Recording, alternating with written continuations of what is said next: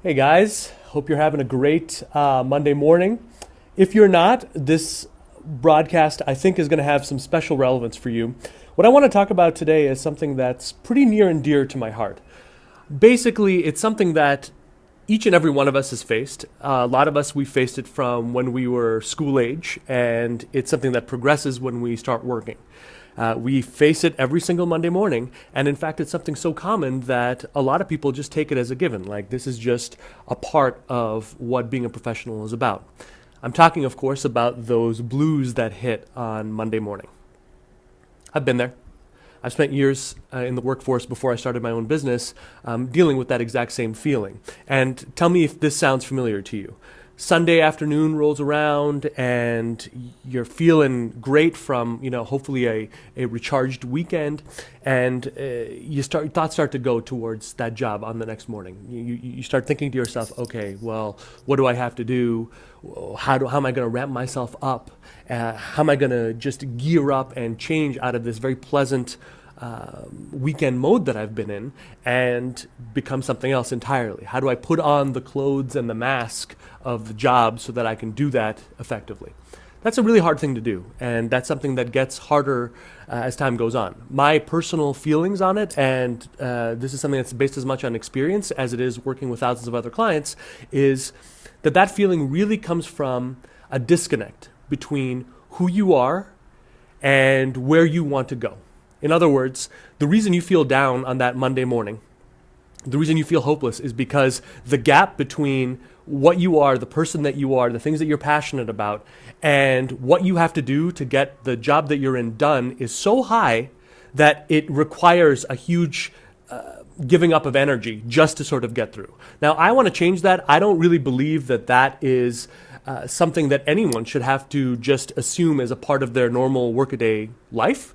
I think that we can all do better than that. I think that we can all find a meaning in our lives and a job in our lives that's going to connect more with who we are. And so instead of Monday morning greeting you and you just feel like you just got kicked in the teeth, where, oh my God, I gotta start this all over again and somehow push through, instead of it being a mentality where you're pushing through, it's something where you feel empowered and you feel that it's going. Hey, how's it going? Hi, Egypt. I'm in upstate New York right here. Thanks for joining in.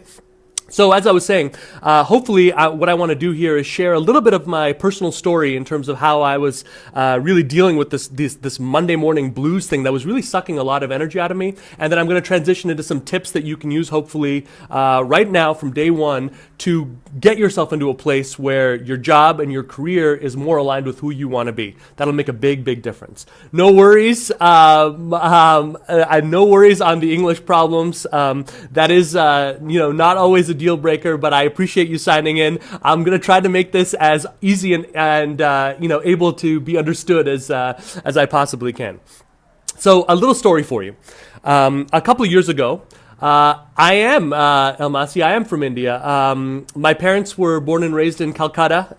I was born and raised in Montreal. I went back, there a couple of years ago with my wife. So yeah, it's been fun. So parents from Calcutta, in India, one generation removed. But yeah, so a couple of years ago, I had a chance to move to New York City. I was leaving behind a career that I was very used to. I'd been working as an actor and I'd been working as a journalist, pretty successfully on both counts. But moving to the U.S. had been a big dream of mine for a long, long time. And so I felt that this was the time for me to make a jump. And so I go over there and obviously the jobs that I was qualified in and could do, I couldn't do it anymore. So I really was in a place where I had to find any job, anything that could just make ends meet until I could get on the flip side, establish myself, get an apartment, the basic things, and and really move on. So I took this job. It was really a glorified administrative assistant job at this architectural firm. And I was so happy. For the first couple of weeks, I was so happy because I just needed a job. Anything would do at that time. And so I found one. And for those first couple of weeks, I plugged through and I got up and I did everything that you're supposed to do. I organized. I got coffee from my boss. I did all of those things. And I kept justifying to myself by saying, this is temporary. This job is temporary. This is not who I am. This is not reflective of the best talents that I can bring to the table. It's simply temporary, and once I get through it, that'll be it. It didn't last very long. After about, I would say, month 1, month 2, that Monday morning kept coming up, and it was harder and harder and harder for me. I kept getting up and saying, why is this so difficult? All the excuses that I had, saying, look, the money's good, this is temporary. All of these excuses started to feel more and more hollow. It started to feel harder and harder for me just to get through that day. And more, my thoughts kept turning to, I got to do something that's passionate. I got to do something that really matters. That I can't keep wasting, 8, 10, sometimes 12 hours a day working a temporary job without feeling like things were mattering. And so what happened was, and I'm not condoning this, but I completely understand anyone who would be in this situation. More and more in my job, I kept racing through the things that I had to do and started researching and moving forward on the things that I wanted to do. Those aspects of starting a business, which is what I was really passionate about and the direction that I went. How could I do that? How could I start it up? How could I get financing? How could I create a business plan? I had to learn all of those things from scratch. And unfortunately, some of those times I was working on the job and I should have been focused on that. I was focused on my own dreams and my own endeavors. Ultimately, what happened was a little after a year of being in that job, I quit.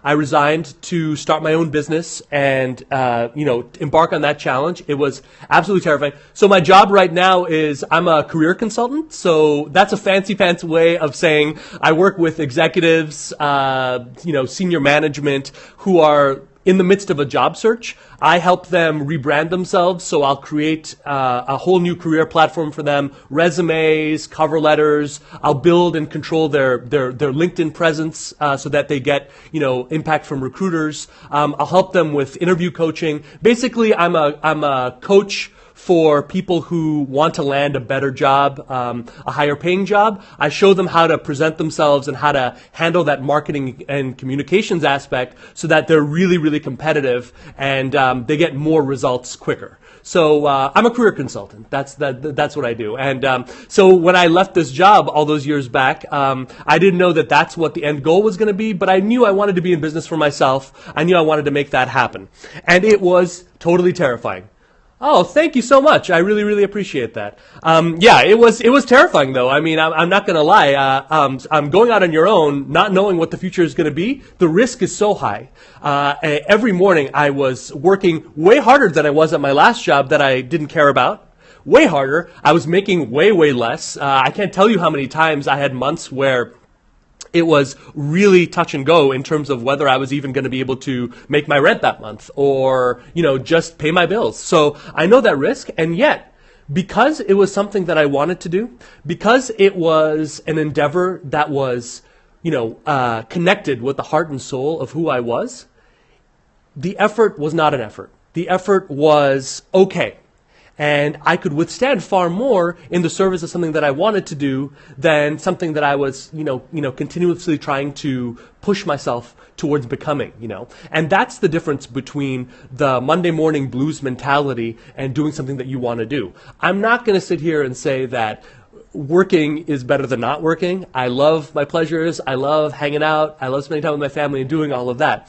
What I'm saying to you is if you can align what you do with something that's really speaks to the heart of who you are, then that dread on Monday morning is going to dissipate. And that feeling of force and forcing who you are to be something that you're not, that's going to dissipate. So I want to give you a couple of tips now on if you're stuck in that kind of situation, that 9-to-5 situation, how do you start breaking out of it? My first piece of advice would be to create a mindfulness habit.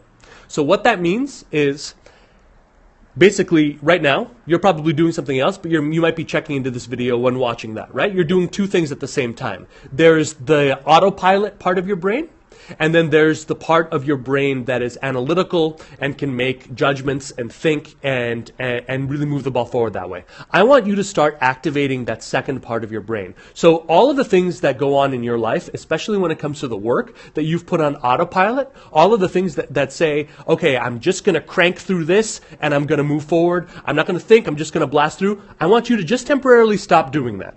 So I want you to start being cognizant of everything that you're doing. And I want you to continuously ask yourself two questions. Number one, what am I doing? And number two, how do I feel about it? And I want you to start making a list as you go through your day. All of the things that you do, okay? How am I doing? What am I doing? And how do I feel about it? What am I doing? And how do I feel about it? Make it repetitious. Make it a habit. And start seeing the patterns. Now, this will give you some clues, okay? Do this for a week.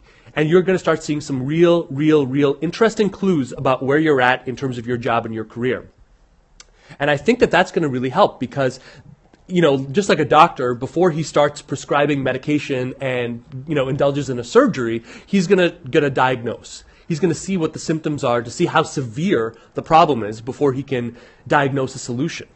So what this does is asking these two questions. What am I doing? How do I feel about it?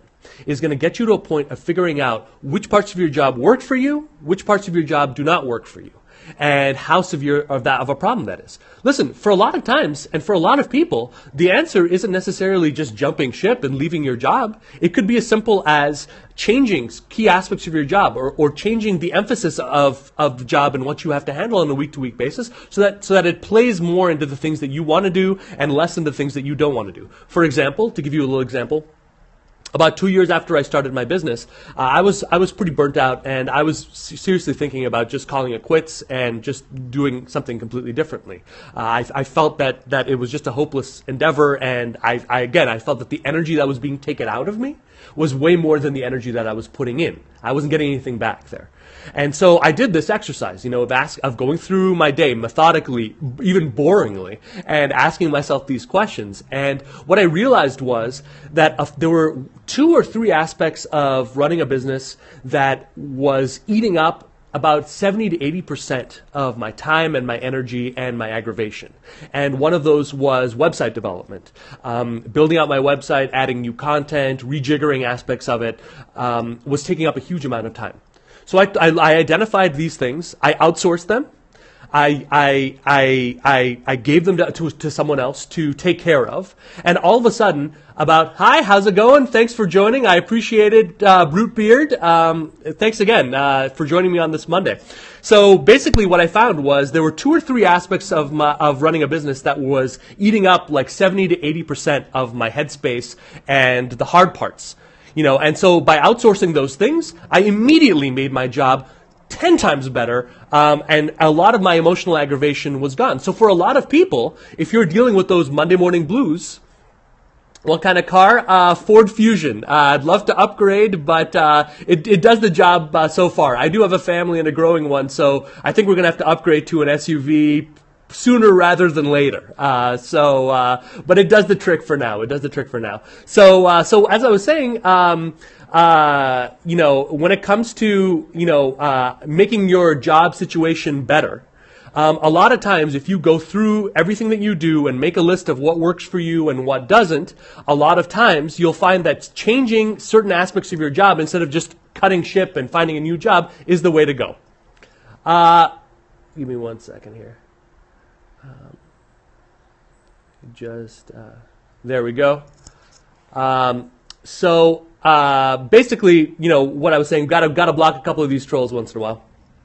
So go through that process of figuring out what works, what doesn't. What works for you, what doesn't, and see how severe it is. Now, if you go through this analysis and you realize that it's not going to work, that you need something more than that, then you've got this list of things that work for you and not, and you can start thinking more about, what are my passions? What are the things that I can do? What are the goals that I can pursue? What are the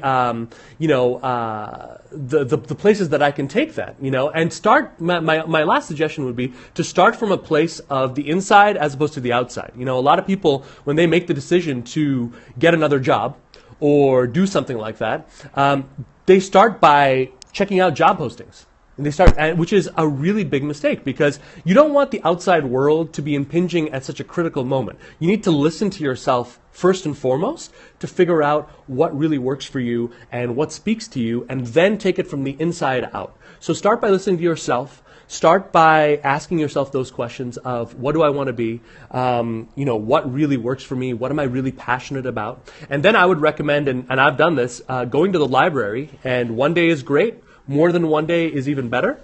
And just without judgment, start pursuing those interests. See what's out there. Read trade magazines. Read trade publications. Don't do this in your house. Don't do this in your place of work. Do this outside of your comfort zone. And just start pursuing those interests and slowly start to piece together this puzzle of what that next step looks like for you. So it's a way to start. It's a way to connect with what really, really matters.